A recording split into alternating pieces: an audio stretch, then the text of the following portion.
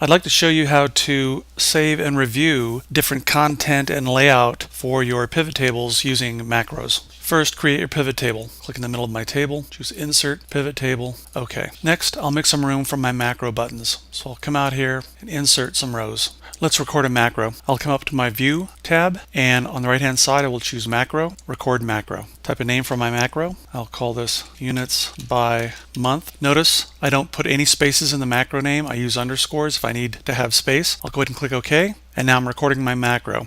How can I tell that my recorder's on? I see the blue box in the lower left-hand corner. That tells me that my macro is running. So I'm recording at the moment. First thing, I will come up to my Options tab under the pivot table context, and I will choose Clear All. That clears off any previous settings on the macro. Next, I will come out and stuff my macro. I will choose my salesperson in the row labels. I will choose my order date in the column labels, and I will choose, say, unit or quantity rather, in the values label. I'm going to click on a month, and I want to view this by months. So I'm going to come out here to my Options tab, and under Group Selection, I'm going to make sure months is selected. I'll click OK, and my macro is completed, and I'm viewing units for all my salespeople by month. Now, to stop the macro, simple way is to come down here and just click on that blue box, and that stops the macro. Before I record my next macro, I will come up to my Options tab, and I will choose to Clear All, and I'm ready to record my next macro. So I will come up, my View menu, I will choose Macros, Record Macro,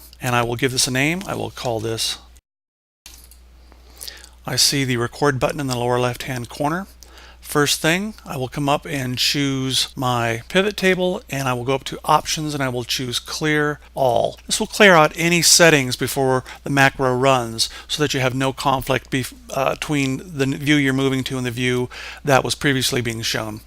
Next, I will come out, stuff the pivot table with the same content. I will choose Salesperson for the row labels. I will choose Order Date for the column labels, and I will choose Quantity for the values. Again, I'm going to go up to one of my date cells. I will click once, and under Options, I will go to Group Selection. This time I will choose Quarters and turn off Months and click OK.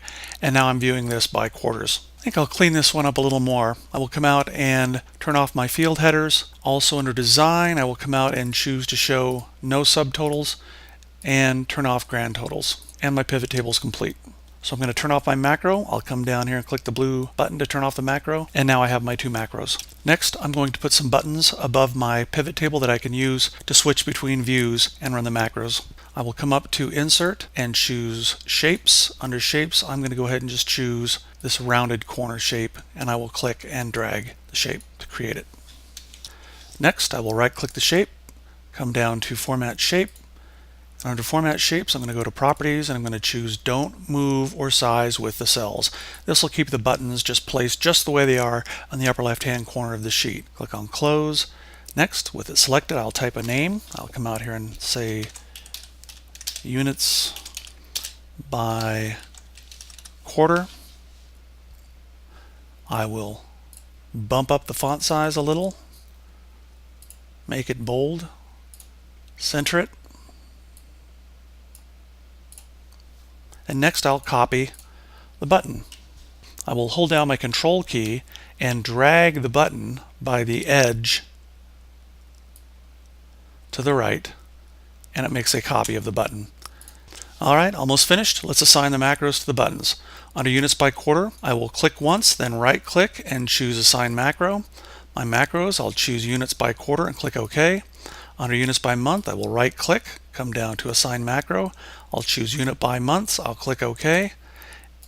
And we are finished. If I click on Units by Months, I see the layout in months. If I click Units by Quarter, I see the layout in quarters.